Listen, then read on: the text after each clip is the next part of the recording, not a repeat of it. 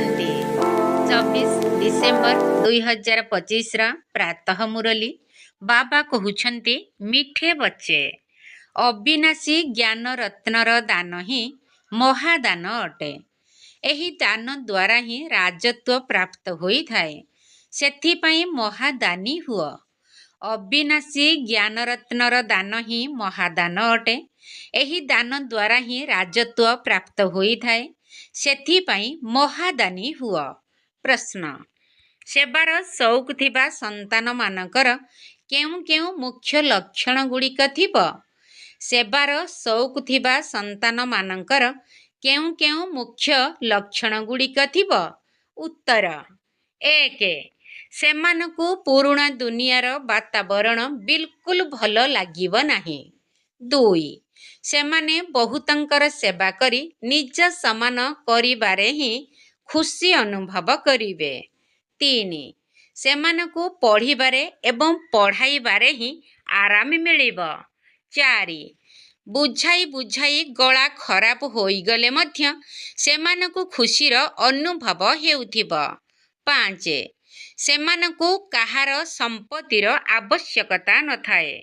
ସେମାନେ କାହାର ସମ୍ପତ୍ତି ପାଇବା ପାଇଁ ନିଜର ସମୟ ନଷ୍ଟ କରିବେ ନାହିଁ। 6. ସେମାନଙ୍କର ସବୁଆଡ଼ୁ ଆକର୍ଷଣ ତୁଟି ଯାଇଥିବ। 7. ସେମାନେ ବାବାଙ୍କ ଭଳି ଉଦାରଚିତ ହୋଇଥିବେ। ସେମାନଙ୍କୁ ସେବା ବ୍ୟତୀତ ଅନ୍ୟ କିଛି ବି ମିଠା ଲାଗିବ ନାହିଁ। ଗୀତ: ଓମ୍ ନମଃ ଶିବାୟ। ଓମ୍ ଶାନ୍ତି। ଆତ୍ମିକ ପିତା ଯାହାଙ୍କର ମହିମା ଶୁଣିଲ, ସେ ଏଠାରେ ପିଲାମାନଙ୍କୁ ପଢ଼ାଉଛନ୍ତି। ଏହା ପାଠଶାଳା ଅଟେ ନା? ତୁମେ ସବୁ ଏଠାରେ ଶିକ୍ଷକଙ୍କ ଦ୍ୱାରା ପାଠ ପଢ଼ୁଛ। ସେ ପରମ ଶିକ୍ଷକ ଅଟନ୍ତି, ଯାହାଙ୍କୁ ପରମ ପିତା ମଧ୍ୟ କୁହାଯାଏ। ଆତ୍ମିକ ପିତାଙ୍କୁ ହିଁ ପରମ ପିତା କୁହାଯାଉଛି।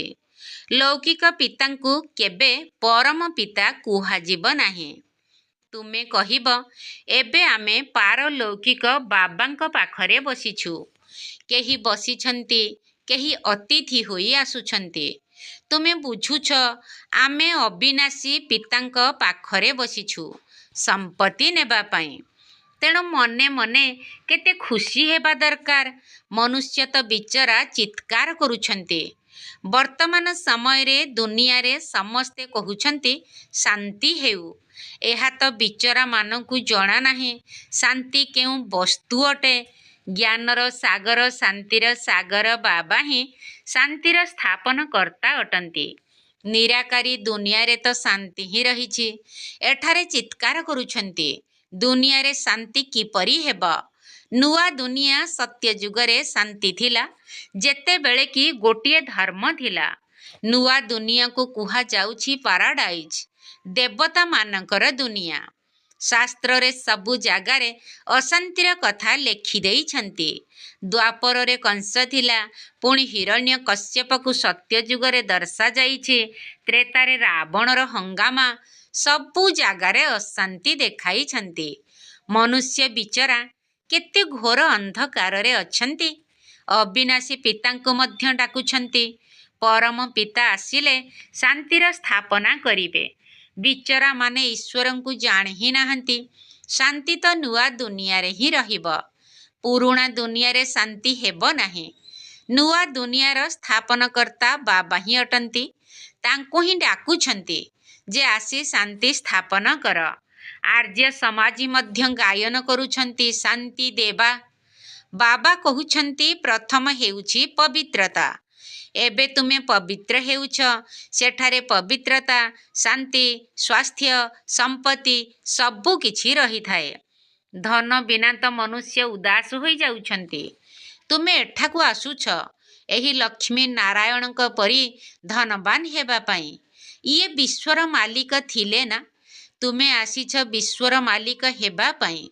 କିନ୍ତୁ ବୁଦ୍ଧି ତ ସମସ୍ତଙ୍କର ଏକା ଭଳି ନୁହେଁ।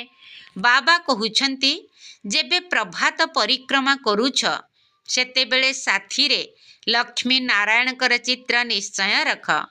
ଏହିପରି ପ୍ରବନ୍ଧ କର। ଏବେ ପିଲାମାନଙ୍କର ବୁଦ୍ଧି ପାରସ ବୁଦ୍ଧି ହେବାକୁ ଯାଉଛି। ବର୍ତ୍ତମାନ ସମୟରେ ତମୋ ପ୍ରଧାନରୁ ରଜୋ ପର୍ଯ୍ୟନ୍ତ ଯାଇଛନ୍ତି। ଏବେ ସତ୍ୱ ପୁଣି ସତୋ ପ୍ରଧାନ ପର୍ଯ୍ୟନ୍ତ ଯିବାକୁ ହେବ। ସେ ଶକ୍ତି ଏବେ ଆସିନାହିଁ, କାରଣ ବାବାଙ୍କ ସ୍ମୃତିରେ ରହୁନାହାନ୍ତି। ଯୋଗ ବଳର ବହୁତ ଅଭାବ ରହିଛି। ତୁରନ୍ତ ସତ୍ୱ ପ୍ରଧାନ ହୋଇପାରିବେ ନାହିଁ। ଗୋଟିଏ ସେକେଣ୍ଡରେ ଜୀବନ ମୁକ୍ତିର ଯେଉଁ ଗାୟନ ରହିଛି ତାହା ତ ଠିକ୍। ତୁମେ ବ୍ରାହ୍ମଣ ହେବା ପରେ ତ ଜୀବନ ମୁକ୍ତ ହୋଇଗଲ। ପୁଣି ଜୀବନ ମୁକ୍ତିରେ ସର୍ବୋତ୍ତମ, ମଧ୍ୟମ, କନିଷ୍ଠ ପଦ ରହିଛି। ଯିଏ ବାବାଙ୍କର ହେଉଛନ୍ତି ସେମାନଙ୍କୁ ଜୀବନ ମୁକ୍ତି ନିଶ୍ଚୟ ମିଳୁଛି। ଭଲେ ବାବାଙ୍କର ହୋଇ ପୁଣି ବାବାଙ୍କୁ ଛାଡ଼ି ଦେଉଛନ୍ତି, ତେବେ ବି ଜୀବନ ମୁକ୍ତି ନିଶ୍ଚୟ ମିଳିବ। ସ୍ୱର୍ଗରେ ଝାଡ଼ୁଦାର ହୋଇଯିବେ। ସ୍ୱର୍ଗକୁ ତ ନିଶ୍ଚୟ ଯିବେ, କିନ୍ତୁ ପଦ କମ୍ ମିଳିବ। ବାବା ଅବିନାଶୀ ଜ୍ଞାନ ଦେଉଛନ୍ତି। ଜ୍ଞାନର କେବେ ବିନାଶ ହୁଏ ନାହିଁ। ପିଲାମାନଙ୍କ ମନ ଭିତରେ ଖୁସିର ଢୋଲ ବାଜିବା ଦରକାର। ଏହି ହାୟ ହାୟ ହେବା ପରେ ପୁଣି ବାହା ବାହା ହେବ। ତୁମେ ଏବେ ଈଶ୍ୱରୀୟ ସନ୍ତାନ ଅଟ, ପୁଣି ଦୈବୀ ସନ୍ତାନ ହେବ। ବର୍ତ୍ତମାନ ତୁମର ଜୀବନ ହୀରା ତୁଲ୍ୟ ଅଟେ। ତୁମେ ଭାରତର ସେବା କରି ଏହାକୁ ଶାନ୍ତିମୟ କରାଉଛ। ସେଠାରେ ପବିତ୍ରତା, ସୁଖ, ଶାନ୍ତି ସବୁ ରହିଥାଏ। ଏହି ଜୀବନ ତୁମର ଦେବତାମାନଙ୍କ ଠାରୁ ମଧ୍ୟ ଶ୍ରେଷ୍ଠ। ଏବେ ତୁମେ ରଚୟିତା ବାବା ଏବଂ ସୃଷ୍ଟି ଚକ୍ରକୁ ଜାଣୁଛ। କହୁଛନ୍ତି ଏହି ପର୍ବପର୍ବାଣୀ ସବୁ ପରମ୍ପରାରୁ ପ୍ରଚଳିତ ଅଛି, କିନ୍ତୁ କେବେଠାରୁ ଏକଥା କେହି ଜାଣିନାହାନ୍ତି। ଭାବୁଛନ୍ତି ଯେବେଠାରୁ ସୃଷ୍ଟି ଆରମ୍ଭ ହେଲା ରାବଣକୁ ଜଳାଇବା ଆଦି ମଧ୍ୟ ପରମ୍ପରାରୁ ଚାଲି ଆସୁଛି।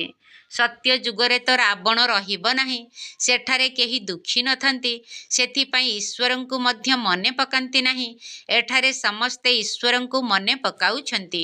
ଭାବୁଛନ୍ତି ଈଶ୍ୱର ହିଁ ବିଶ୍ୱରେ ଶାନ୍ତି ସ୍ଥାପନ କରିବେ। ସେଥିପାଇଁ କହୁଛନ୍ତି ଆସି ଦୟା କର, ଆମକୁ ଦୁଃଖରୁ ମୁକ୍ତ କର। ପିଲାମାନେ ହିଁ ବାବାଙ୍କୁ ଡାକୁଛନ୍ତି, କାହିଁକି ନା ପିଲାମାନେ ହିଁ ସୁଖ ଦେଖିଛନ୍ତି। ବାବା କହୁଛନ୍ତି ତୁମକୁ ପବିତ୍ର କରାଇ ସାଥିରେ ନେଇଯିବି। ଯେଉଁମାନେ ପବିତ୍ର ନ ହେବେ ସେମାନେ ଦଣ୍ଡ ଭୋଗ କରିବେ। ଏଥିରେ ମନ, ବଚନ, କର୍ମରେ ପବିତ୍ର ରହିବାକୁ ହେବ। ମନୋବୃତ୍ତି ମଧ୍ୟ ବହୁତ ଭଲ ହେବା ଦରକାର। ଏପରି ଅଭ୍ୟାସ କରିବା ଦରକାର ଯେ ଅନ୍ତ ସମୟରେ ମନରେ ଏପରି କୌଣସି ବ୍ୟର୍ଥ ଖିଆଲ ନ ଆସିବ।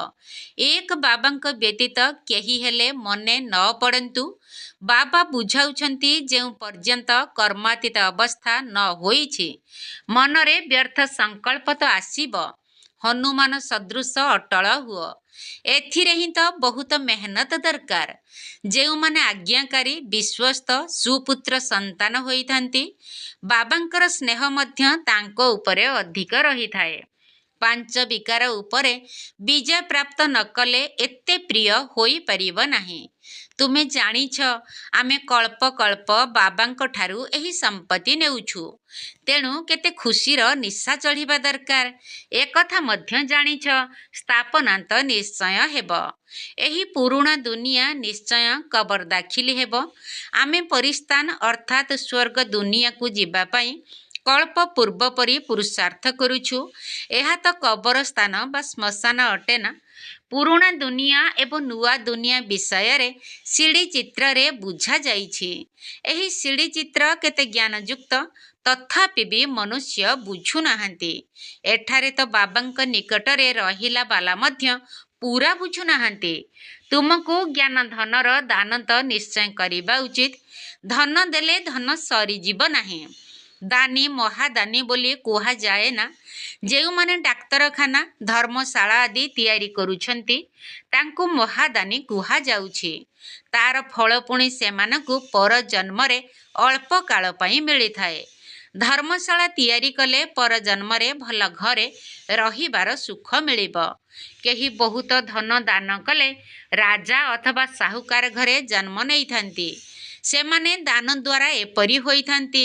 ତୁମେ ପାଠପଢ଼ା ଦ୍ୱାରା ରାଜତ୍ୱ ପ୍ରାପ୍ତ କରୁଛ। ପାଠପଢ଼ା ସହିତ ଦାନ ମଧ୍ୟ ରହିଛି। ଏଠାରେ ହେଲା ପ୍ରତ୍ୟକ୍ଷ। ଭକ୍ତି ମାର୍ଗରେ ପରୋକ୍ଷ ଭାବେ କରୁଛନ୍ତି। ଶିବ ବାବା ତୁମକୁ ପାଠ ପଢ଼ାଇ ଏପରି ଶ୍ରେଷ୍ଠ କରୁଛନ୍ତି। ଶିବ ବାବାଙ୍କ ପାଖରେ ତ ଅବିନାଶୀ ଜ୍ଞାନ ରତ୍ନ ରହିଛି। ଗୋଟିଏ ଗୋଟିଏ ରତ୍ନ ଲକ୍ଷ ଲକ୍ଷ ଟଙ୍କା ସଦୃଶ ମୂଲ୍ୟବାନ।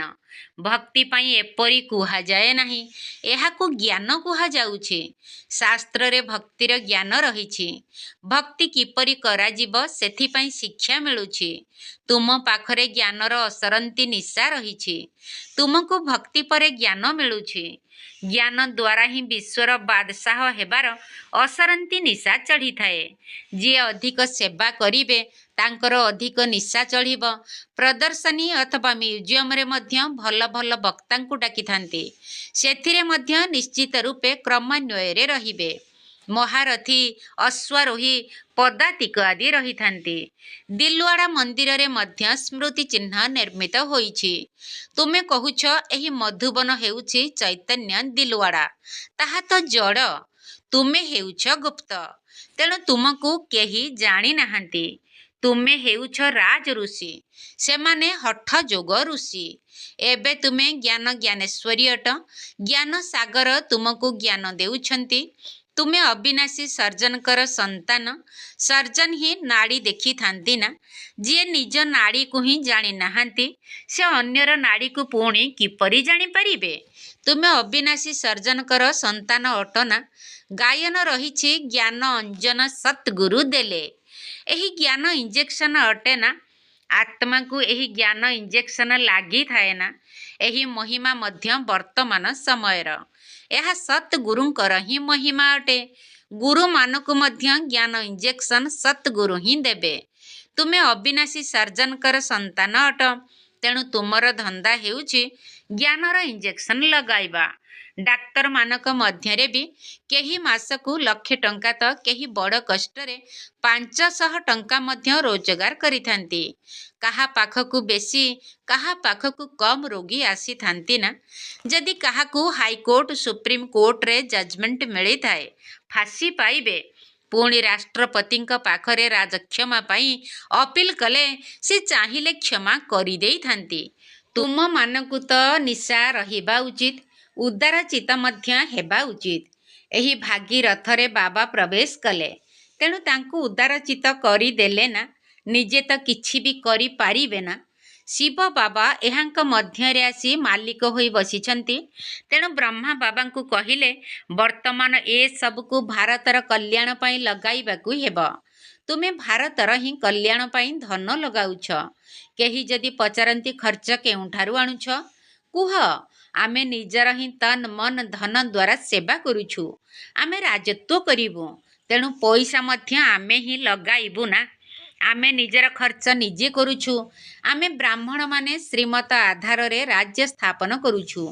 ଯିଏ ବ୍ରାହ୍ମଣ ହେବେ ସେ ହିଁ ଖର୍ଚ୍ଚ କରିବେ। ଶୂଦ୍ରରୁ ବ୍ରାହ୍ମଣ ହେଲ, ପୁଣି ଦେବତା ହେବାକୁ ପଡ଼ିବ।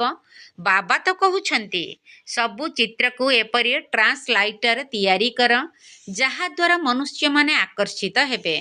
କାହାକୁ ତୁରନ୍ତ ତୀର ଲାଗିଯିବ, ଅର୍ଥାତ୍ ଅନୁଭବ ହେବ। କେହି କେହି ତ ଯାଦୁର ଡରରେ ଆସୁନାହାନ୍ତି। ମନୁଷ୍ୟରୁ ଦେବତା କରାଇବା, ଏହା ଯାଦୁ ଅଟେ ନା? ଭଗବାନ ଉବାଚ, ମୁଁ ତୁମକୁ ରାଜଯୋଗ ଶିଖାଉଛି। ହଠ ଯୋଗୀମାନେ କେବେ ହେଲେ ରାଜଯୋଗ ଶିଖାଇ ପାରିବେ ନାହିଁ। ଏହି କଥା ଏବେ ତୁମେମାନେ ବୁଝୁଛ। ତୁମେ ମନ୍ଦିର ଯୋଗ୍ୟ ହେଉଛ। ବର୍ତ୍ତମାନ ସାରା ବିଶ୍ୱ ବେହଦ୍ର ଲଙ୍କା ଅଟେ। ସାରା ବିଶ୍ୱରେ ରାବଣର ରାଜ୍ୟ ଚାଲିଛି। ବାକି ସତ୍ୟଯୁଗ ବା ତ୍ରେତାରେ ରାବଣ ଆଦି କିପରି ରହିପାରିବେ? ବାବା କହୁଛନ୍ତି, ଏବେ ମୁଁ ଯାହା ଶୁଣାଉଛି ତାକୁ ଶୁଣ। ଏହି ଆଖିରେ କିଛି ଦେଖ ନାହିଁ। ଏହି ପୁରୁଣା ଦୁନିଆ ହିଁ ବିନାଶ ହୋଇଯିବ। ସେଥିପାଇଁ ଆମେ ନିଜର ଶାନ୍ତିଧାମ ଏବଂ ସୁଖଧାମକୁ ହିଁ ମନେ ପକାଉଛୁ। ଏବେ ତୁମେ ପୂଜାରୀରୁ ପୂଜ୍ୟ ହେଉଛ। ଇଏ ନମ୍ବର 1 ପୂଜାରୀ ଥିଲେ। ନାରାୟଣଙ୍କର ବହୁତ ପୂଜା କରୁଥିଲେ। ଏବେ ପୁଣି ପୂଜ୍ୟ ନାରାୟଣ ହେଉଛନ୍ତି। ତୁମେ ମଧ୍ୟ ପୁରୁଷାର୍ଥ କରି ସେପରି ହୋଇପାରିବ। ରାଜଧାନୀ ତ କ୍ରମାନୁସାରେ ଚାଲିଥାଏ। ଯେପରି King Edward the first, second, third ଚାଲିଥାଏ। ବାବା କହୁଛନ୍ତି, ତୁମେ ସର୍ବବ୍ୟାପୀ କହି ମୋର ତିରସ୍କାର କରି ଆସିଛ। ତଥାପି ବି ମୁଁ ତୁମର ଉପକାର କରୁଛି। ଏହି ଖେଳ ହିଁ ଏହିପରି ୱାଣ୍ଡରଫୁଲ୍ ତିଆରି ହୋଇଛି। ପୁରୁଷାର୍ଥ ତ ନିଶ୍ଚୟ କରିବାକୁ ହେବ। କଳ୍ପ ପୂର୍ବରୁ ଯେଭଳି ପୁରୁଷାର୍ଥ କରିଥିଲ ସେହିଭଳି ଏ କଳ୍ପରେ ମଧ୍ୟ ଡ୍ରାମାନୁସାରେ କରିବ। ସେବାର ସଉକ ଥିବା ସନ୍ତାନମାନଙ୍କର ରାତିଦିନ ଏହି ଚିନ୍ତା ରହିଥାଏ।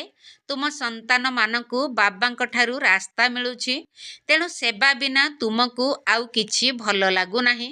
ଦୁନିଆର ସାଂସାରିକ ବାତାବରଣ ଭଲ ଲାଗୁନାହିଁ। ସେବାଧାରୀମାନଙ୍କୁ ତ ସେବା ବିନା ଆରାମ ମିଳିନଥାଏ। ଶିକ୍ଷକଙ୍କୁ ପାଠ ପଢ଼ାଇବାରେ ହିଁ ମଜା ଆସିଥାଏ। ଏବେ ତୁମେ ବହୁତ ଶ୍ରେଷ୍ଠ ଶିକ୍ଷକ ହୋଇଛ। ଏହା ହିଁ ତୁମର ଧନ୍ଦା ଅଟେ। ଯେତେ ଭଲ ଶିକ୍ଷକ ହୋଇ ବହୁତଙ୍କୁ ନିଜ ସମାନ କରାଇବେ, ତାଙ୍କର ସେତେ ବେତନ ବୃଦ୍ଧି ହେବ। ସେମାନଙ୍କୁ ପାଠ ପଢ଼ାଇବା ବିନା ଆରାମ ଲାଗିବ ନାହିଁ। ପ୍ରଦର୍ଶନୀ ଆଦିରେ ଜ୍ଞାନ ବୁଝାଇ ବୁଝାଇ ରାତ୍ରି 12ଟା ହୋଇଗଲେ ମଧ୍ୟ ଖୁସି ଲାଗିଥାଏ। ହାଲିଆ ହୋଇ ଗଳା ଶୁଖିଗଲେ ମଧ୍ୟ ଖୁସିରେ ରହିଥାନ୍ତି। ଏହା ଈଶ୍ୱରୀୟ ସେବା ଅଟେ ନା? ଏହା ବହୁତ ଉଚ୍ଚ ସେବା ଅଟେ। ତେଣୁ ସେମାନଙ୍କୁ ଆଉ କିଛି ମିଠା ଲାଗିନଥାଏ। କହିଥାନ୍ତି, ଆମେ ଏହି ଘର ଆଦି ନେଇ କ'ଣ କରିବୁ? ଆମକୁ ତ ପାଠ ପଢ଼ାଇବାର ସେବା ହିଁ କରିବାର ଅଛି। ସମ୍ପତ୍ତି ଆଦି ପାଇଁ ଝଗଡ଼ା ହେଲେ କହିବେ, ସେହି ସୁନା କେଉଁ କାମର? ଯାହାଦ୍ୱାରା କାନ କଟିବ, ଅର୍ଥାତ୍ ସମ୍ପତ୍ତି ପାଇଁ ସ୍ଥିତି ଖରାପ କରିବାର ନାହିଁ। ସେବା ଦ୍ୱାରା ହିଁ ତ ନୌକା ପାର ହେବ। ବାବା କହୁଛନ୍ତି, ଘର ବି ଭଲେ ତାଙ୍କ ନାମରେ ରହୁ। ବିକେଙ୍କୁ ତ ସେବା କରିବାର ଅଛି। ଏହି ସେବାରେ କୌଣସି ବାହ୍ୟ ବନ୍ଧନ ଭଲ ଲାଗେ ନାହିଁ। କାହାର ତ ପୁଣି ଲୋଭ ଆସିଥାଏ। କାହାର ଲୋଭ ତୁଟି ଯାଇଥାଏ। ବାବା କହୁଛନ୍ତି, ମନ୍ମନାଭବ ଦ୍ୱାରା ତୁମର ବିକର୍ମ ବିନାଶ ହେବ। ବହୁତ ସାହାଯ୍ୟ ମିଳିଯିବ। ଏହି ସେବାରେ ତ ଲାଗିଯିବା ଉଚିତ। ଏଥିରେ ବହୁତ ଆମଦାନୀ ରହିଛି। ଘର ଆଦିର କୌଣସି କଥା ନାହିଁ। ସେବା ପାଇଁ ଘର ଦେବେ, ପୁଣି ବିଘ୍ନ ସୃଷ୍ଟି କରିବେ, ଏଭଳି ଘର ଦରକାର ନାହିଁ। ଯିଏ ସେବା କରିବା ଜାଣିନାହାନ୍ତି, ସେ ତ କୌଣସି କାମର ନୁହନ୍ତି। ଶିକ୍ଷକ ନିଶ୍ଚୟ ନିଜ ସମାନ କରିବେ, ନହେଲେ ସେ କେଉଁ କାମର? ସେବା ପାଇଁ ସହଯୋଗୀଙ୍କର ବହୁତ ଆବଶ୍ୟକତା ରହିଛି ନା? ଏଥିରେ ମଧ୍ୟ କନ୍ୟା ଓ ମାତାମାନଙ୍କର ବେଶୀ ଆବଶ୍ୟକ ରହୁଛି। ପିଲାମାନେ ଜାଣିଛନ୍ତି ବାବା ଶିକ୍ଷକ ଅଟନ୍ତି, ତେଣୁ ପିଲାମାନେ ମଧ୍ୟ ଶିକ୍ଷକ ହେବା ଉଚିତ। ଏପରି ନୁହେଁ ଯେ ଶିକ୍ଷିକା ପାଠ ପଢ଼ାଇବା ବ୍ୟତୀତ ଅନ୍ୟ କୌଣସି କାମ କରିପାରିବେ ନାହିଁ। ସବୁ କାମ କରିବା ଦରକାର। ଆଚ୍ଛା, ମିଠା ମିଠା ଶିକିଲଧେ ସନ୍ତାନମାନଙ୍କ ପ୍ରତି ମାତା ପିତା ବାପ ଦାଦାଙ୍କର ମଧୁର ସ୍ନେହ ସମ୍ପନ୍ନ ଶୁଭେଚ୍ଛା ଏବଂ ସୁପ୍ରଭାତ। ଆତ୍ମିକ ପିତାଙ୍କର ଆତ୍ମିକ ସନ୍ତାନମାନଙ୍କୁ ନମସ୍ତେ। ଆମ ଆତ୍ମିକ ସନ୍ତାନମାନଙ୍କର ଆତ୍ମିକ ବାପ ଦାଦାଙ୍କୁ ନମସ୍ତେ ନମସ୍ତେ ନମସ୍ତେ ଏବଂ ସୁପ୍ରଭାତ। ଧାରଣା ପାଇଁ ମୁଖ୍ୟ ସାର। ପ୍ରଥମ ପଏଣ୍ଟ, ଦିନ ରାତି ସେବାର ଚିନ୍ତନରେ ରହିବାକୁ ହେବ। ଅନ୍ୟ ସବୁ ଆକର୍ଷଣକୁ ଦୂରେଇ ଦେବାକୁ ହେବ। ସେବା ବିନା ଆରାମ ନାହିଁ। ତେଣୁ ସେବା କରି ଅନ୍ୟମାନଙ୍କୁ ମଧ୍ୟ ନିଜ ସମାନ କରିବାକୁ ହେବ। ଦିନ ରାତି ସେବାର ଚିନ୍ତନରେ ରହିବାକୁ ହେବ। ଅନ୍ୟ ସବୁ ଆକର୍ଷଣକୁ ଦୂରେଇ ଦେବାକୁ ହେବ। ସେବା ବିନା ଆରାମ ନାହିଁ। ତେଣୁ ସେବା କରି ଅନ୍ୟମାନଙ୍କୁ ମଧ୍ୟ ନିଜ ସମାନ କରିବାକୁ ହେବ। ଦ୍ୱିତୀୟ ପଏଣ୍ଟ, ବାବାଙ୍କ ସମାନ ଉଦାରଚିତ ହେବାକୁ ପଡ଼ିବ। ସମସ୍ତଙ୍କର ନାଡ଼ି ଦେଖି ସେବା କରିବାକୁ ହେବ। ନିଜର ତନ ମନ ଧନକୁ ଭାରତର କଲ୍ୟାଣ କରିବା ପାଇଁ ଲଗାଇବାକୁ ପଡ଼ିବ। ଅଚଳ ଅଟଳ ହେବା ପାଇଁ ଆଜ୍ଞାକାରୀ ଏବଂ ବିଶ୍ୱସ୍ତ ହେବାକୁ ପଡ଼ିବ। ବାବାଙ୍କ ସମାନ ଉଦାରଚିତ ହେବାକୁ ପଡ଼ିବ। ସମସ୍ତଙ୍କର ନାଡ଼ି ଦେଖି ସେବା କରିବାକୁ ହେବ।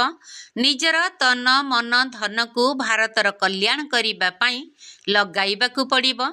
ଅଚଳ ଅଟଳ ହେବା ପାଇଁ ଆଜ୍ଞାକାରୀ ଏବଂ ବିଶ୍ୱସ୍ତ ହେବାକୁ ପଡ଼ିବ। ବରଦାନ, କାହିଁକି କ'ଣର ପ୍ରଶ୍ନରୂପୀ ଜାଲରୁ ସର୍ବଦା ମୁକ୍ତ ରହୁଥିବା ବିଶ୍ୱ ସେବାଧାରୀ ଚକ୍ରବର୍ତ୍ତୀ ଭବ। କାହିଁକି କ'ଣର ପ୍ରଶ୍ନରୂପୀ ଜାଲରୁ ସର୍ବଦା ମୁକ୍ତ ରହୁଥିବା ବିଶ୍ୱ ସେବାଧାରୀ ଚକ୍ରବର୍ତ୍ତୀ ଭବ। ଯେତେବେଳେ ସ୍ୱଦର୍ଶନ ଚକ୍ର ଠିକ୍ ବାଟରେ ଯିବା ପରିବର୍ତ୍ତେ ଭୁଲ ବାଟରେ ଯାଏ, ସେତେବେଳେ ମାୟା ଜିତ୍ ହେବା ପରିବର୍ତ୍ତେ ଅନ୍ୟମାନଙ୍କୁ ଦେଖିବାର ଦ୍ୱନ୍ଦ୍ୱର ଚକ୍ରରେ ପଡ଼ିଯାଅ, ଯାହାଦ୍ୱାରା କାହିଁକି ଏବଂ କ'ଣର ପ୍ରଶ୍ନରୂପୀ ଜାଲ ସୃଷ୍ଟି ହୋଇଯାଏ। ଯାହାକୁ ନିଜେ ହିଁ ରଚନା କରିଥାଅ ଏବଂ ସେଥିରେ ନିଜେ ହିଁ ଛନ୍ଦି ହୋଇଥାଅ। ସେଥିପାଇଁ ଜ୍ଞାନବାନ ଆତ୍ମା ହୋଇ ଯଦି ସ୍ୱଦର୍ଶନ ଚକ୍ର ଘୁରାଇବାକୁ ଲାଗିବ, ତେବେ କାହିଁକି କ'ଣର ଜାଲରୁ ମୁକ୍ତ ହୋଇ ଯୋଗଯୁକ୍ତ ଜୀବନ ମୁକ୍ତ ଏବଂ ଚକ୍ରବର୍ତ୍ତୀ ହୋଇ ବାବାଙ୍କ ସହିତ ବିଶ୍ୱ କଲ୍ୟାଣର ସେବାରେ ଚକ୍ର ଲଗାଇ ଚାଲିବ ଏବଂ ବିଶ୍ୱ ସେବାଧାରୀ ଚକ୍ରବର୍ତ୍ତୀ ରାଜା ହୋଇଯିବ। ସ୍ଲୋଗାନ: ସରଳ ତଥା ସ୍ପଷ୍ଟ ବୁଦ୍ଧି ଦ୍ୱାରା ଯଦି ନିଜର ଯୋଜନାଗୁଡ଼ିକୁ ସାକାର କରିବ, ତେବେ ସେଥିରେ ସଫଳତା ଅନ୍ତର୍ନିହିତ ଅଟେ। ସରଳ ତଥା ସ୍ପଷ୍ଟ ବୁଦ୍ଧି ଦ୍ୱାରା ଯଦି ନିଜର ଯୋଜନାଗୁଡ଼ିକୁ ସାକାର କରିବ, ତେବେ ସେଥିରେ ସଫଳତା ଅନ୍ତର୍ନିହିତ ଅଟେ। ଅବ୍ୟକ୍ତ ଇଶାରା: ଏବେ ସମ୍ପନ୍ନ ବା କର୍ମାତୀତ ହେବାର ତୀବ୍ର ଇଚ୍ଛା ପ୍ରକଟ କର। ଯେତେବେଳେ ତୁମେମାନେ କର୍ମାତୀତ ସ୍ଥିତିର ପାଖାପାଖି ହୋଇଯିବ, ସେତେବେଳେ କୌଣସି ବି ଆତ୍ମା ପ୍ରତି ବୁଦ୍ଧିର ଆକର୍ଷଣ କର୍ମର ବନ୍ଧନ ସୃଷ୍ଟି କରିବ ନାହିଁ। କର୍ମାତୀତ ଅର୍ଥାତ୍ ସର୍ବକର୍ମ ବନ୍ଧନଠାରୁ ମୁକ୍ତ ହୋଇ ନିଆରା ହୋଇ ପ୍ରକୃତି ଦ୍ୱାରା ନିମିତ୍ତ ମାତ୍ର କର୍ମ କରାଇବା। ତେବେ କର୍ମାତୀତ ଅବସ୍ଥାର ଅନୁଭବ କରିବା ପାଇଁ ନିଆରା ହେବାର ପୁରୁଷାର୍ଥ ବାରମ୍ବାର କରିବାକୁ ନ ପଡ଼ୁ। ସହଜରେ ଏବଂ ସ୍ୱତଃ ଭାବରେ ଅନୁଭବ ହେଉ ଯେ କରାଇବା ବାଲା ଅଲଗା ଏବଂ କରିବା ବାଲା, ଏହି ସବୁ କର୍ମେନ୍ଦ୍ରିୟ ଅଲଗା ହିଁ ଅଟନ୍ତି। ଓମ୍ ଶାନ୍ତି।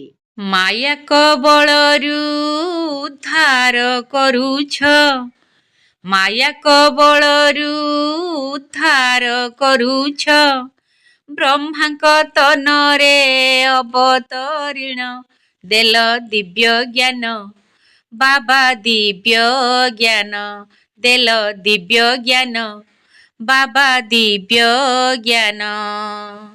ସତଗୁରୁ ରୂପେ ଶ୍ରେଷ୍ଠ ଭାଗ୍ୟ ଦିଅ, ସତଗୁରୁ ରୂପେ ଶ୍ରେଷ୍ଠ ଭାଗ୍ୟ ଦିଅ, ଚରିତ୍ର ହେଉଛି ଦେବତା ସମ ଦେଲ ଦିବ୍ୟ ଜ୍ଞାନ, ବାବା ଦିବ୍ୟ ଜ୍ଞାନ ଦେଲ ଦିବ୍ୟ ଜ୍ଞାନ, ବାବା ଦିବ୍ୟ ଜ୍ଞାନ। ପୁରୁଣା ଦୁନିଆ ବିନାଶ ହୋଇବ, ଏହା ପୂର୍ବ ନିର୍ଦ୍ଧାରିତ। ଏଥିରେ କାହାର କିଛି ଦୋଷ ନାହିଁ, ପ୍ରକୃତି କରିଛି କୋପ।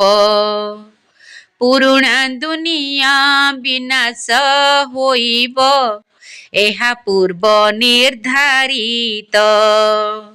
ଏଥିରେ କାହାର ଦୋଷ କିଛି ନାହିଁ, ପ୍ରକୃତି କରିଛି କୋପ।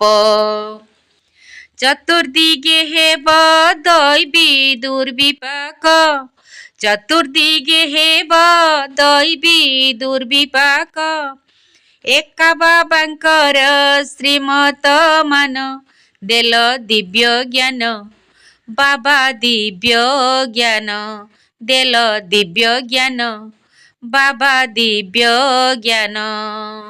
ନାମରୂପଠାରୁ ନିଆରା ରହିବ ହୋଇ ଆତ୍ମାଭିମାନୀ,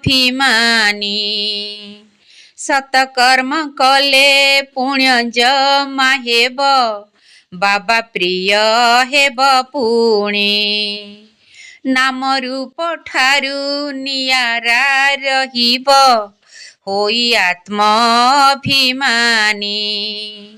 ସତକର୍ମ କଲେ ପୁଣ୍ୟ ଜମା ହେବ, ବାବା ପ୍ରିୟ ହେବ ପୁଣି। ଈଶ୍ୱରୀୟ ପାଠ ଖୁସିରେ ପଢ଼ିବ, ଈଶ୍ୱରୀୟ ପାଠ ଖୁସିରେ ପଢ଼ିବ, ପୁରୁଷାର୍ଥ କରି ହେବ ରାଜନ ଦେଲ ଦିବ୍ୟ ଜ୍ଞାନ, ବାବା ଦିବ୍ୟ ଜ୍ଞାନ ଦେଲ ଦିବ୍ୟ ଜ୍ଞାନ, ବାବା ଦିବ୍ୟ ଜ୍ଞାନ। ସର୍ବସମ୍ପତ୍ତିର ଅଧିକାରୀ ହେବ ନିରନ୍ତର ଯୋଗ ବଳେ, ଶକ୍ତି ସ୍ୱରୂପର ଅନୁଭବ ହେବ, ମାୟା ଚାଲିଯିବ ଦୂରେ। ସର୍ବସମ୍ପତ୍ତିର ଅଧିକାରୀ ହେବ ନିରନ୍ତର ଯୋଗ ବଳେ। ଶକ୍ତି ସ୍ୱରୂପର ଅନୁଭବ ହେବ ମାୟା ଚାଲିଯିବ ଦୂରେ। ପରିସ୍ଥିତି ରୂପୀ ସମସ୍ୟା ଆସିଲେ ପରିସ୍ଥିତି ରୂପୀ ସମସ୍ୟା ଆସିଲେ ତୀବ୍ର ହୋଇଥାଏ ବାବା ସ୍ମରଣ ଦେଲ ଦିବ୍ୟ ଜ୍ଞାନ। ବାବା ଦିବ୍ୟ ଜ୍ଞାନ ଦେଲ ଦିବ୍ୟ ଜ୍ଞାନ। ବାବା ଦିବ୍ୟ ଜ୍ଞାନ। ମାୟା କବଳରୁ ଉଦ୍ଧାର କରୁଛ ମାୟା କବଳରୁ ଉଦ୍ଧାର କରୁଛ ବ୍ରହ୍ମାଙ୍କ ତନରେ ଅବତରିଣ ଦେଲ ଦିବ୍ୟ ଜ୍ଞାନ।